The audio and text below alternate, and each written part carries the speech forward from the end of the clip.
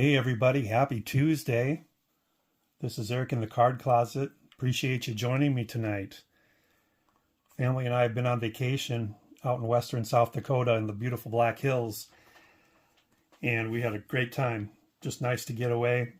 I posted a couple shorts while I was out there of a couple different things that we saw while we were out there.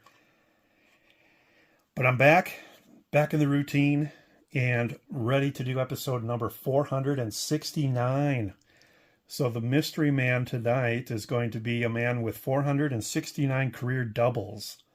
Let's see if you can figure out who he is if I give you a couple clues here. His rookie cards were all in 1998. He was in some Bowman issues that year, Donruss, Leaf, and Upper Deck. His first Topps card was in 1999. It's a third base prospects card that he shares with a couple other people. His first Topps card where he's alone on the card is from 2000. And his entire Topps run went from 1999 through 2012 update. So 14 years of Topps cards.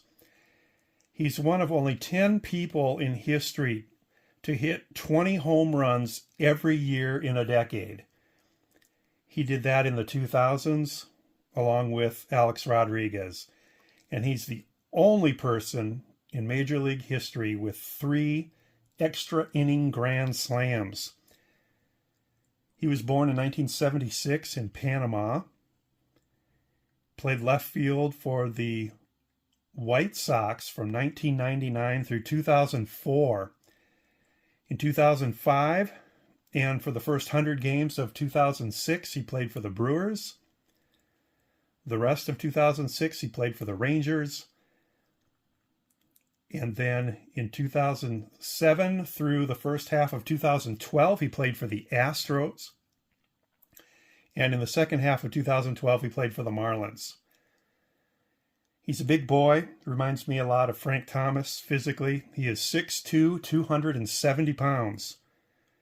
He never led the league in anything, but he was a 3-time All-Star and a 2-time Silver Slugger.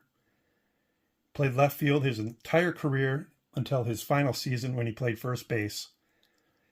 He hit 20 home runs 11 times, 30 home runs 5 times, had 100 RBIs 6 times, batted .300 6 times, had a .500 slugging percentage 4 times. He had a short career. He didn't make the majors until he was age 23, and then he was done by age 36. Not a Hall of Famer. 1,100 runs, 2,200 hits, 358 home runs, 1,300 RBIs, and his slash line is 285, 339, 483. Kind of a tough one. Were you able to figure out who he is? Carlos Lee. I remember he had a good 10-year stretch there where he was quite the player. This is his 2000 Topps card, and he will join us for tonight's episode. Carlos Lee. Let me know in the comments if you were able to pull that one out of a hat. All right. Well, I've got great news. I have completed a milestone. As you know, I'm going for full career runs of Hall of Fame Red Sox players. And I was able to finally pick up a Robert Lefty Grove card from 1933, which now completes my entire Red Sox career run of his playing day cards. 1933 is an interesting year because in all the main issues of cards sets, Lefty Grove is on the Philadelphia Athletics.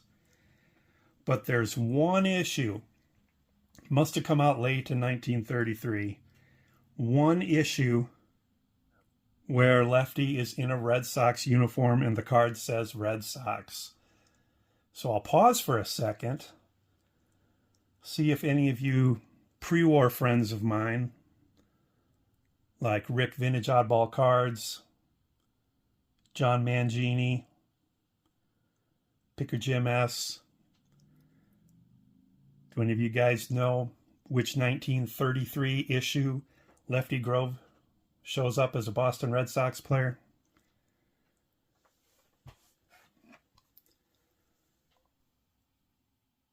Tattoo Orbit, the R308. So Tattoo Orbit was a division of Wrigley, and here is what the card looks like. Compare it to a modern size card, and you'll see that it's very, very small. And this is a card, in fact, I'll put it on the screen now. This card came with a back on it that you tear off the back. It's a semi-absorbing material. You dip that back into water, and then you gently rubbed that what's now a wet back that you tore off. You rub it over the face of the card, which looks to be blank, and the image then appears. I found a picture of the instructions. You should be looking at that now, if I did this right. But now jumping back to the card itself, when I first saw it online, I thought that it maybe had a couple fingerprints on it. I'll zoom in there. You can see the Boston Red Sox, card number 182. This set only was numbered from number 151 through 207. So it's sometimes referred to as a high number set. Technically, this would be the R308-1 series. There's also a much rarer series, R308-2, where the cards are twice as wide and twice as tall as this one, making them 4 times bigger overall. Extremely rare. But if you take a look at that card, when I first saw it, I thought those were fingerprints on it. Let's take a look at the back. Those smudges on the front perfectly align with these stickum spots on the back. Looks like they were stuck up to a wall or something with some gummy material. And it came through. Must be a very thin stock. So I get the card, and, you know, my philosophy on these pre-war sets is get the card and then upgrade later. This one, I'm I'm a little bit regretting buying this card now that I see it in hand and see that, you know, his face is really obscured there by that mark. So I put this immediately back on my watch list. Going to try to find a better copy if I can. It's hard to find these. They just never show up. I think I might have taken my get any version and upgrade later philosophy just a little bit too far on this one. But hey, I can check the box. I got the card. I had to work really hard to secure this card with the guy on eBay. There are no comps. And very few comps of similar caliber players. So we went back and forth for off and on for a month before we finally came to a price. And he had to realize that he wasn't going to get his price, and he had it just listed up at a much higher price, actually triple what I paid for it. So he finally was willing to come down after a bit of time. And then I also had to trade him a 1913 Smokey Joe Wood card, one of those game cards, which he now has out on eBay immediately. So hopefully he can recover a little bit from that. So that's the card. Love the card, not happy about the smudge over his face. All examples that you ever find of this are going to be very, very faint, just because of how the image was produced to begin with, and then over time, that kind of technology, if you will lend itself to fading over time. So got to get I'm always keeping this thing face down until I've been able to do the video. And this will end up in the bank vault. So safety deposit box, so I don't have to worry about it getting hit with light there. So anyway, that completes my Lefty Grove Red Sox complete playing day run. In the next few videos, I'll try to put together a Lefty Grove showcase video showing the entire run from 1933 through 1942.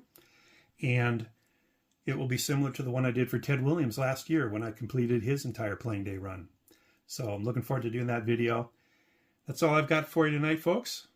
Hope you're having a great start to your week. Thanks for watching. Take care, and God bless.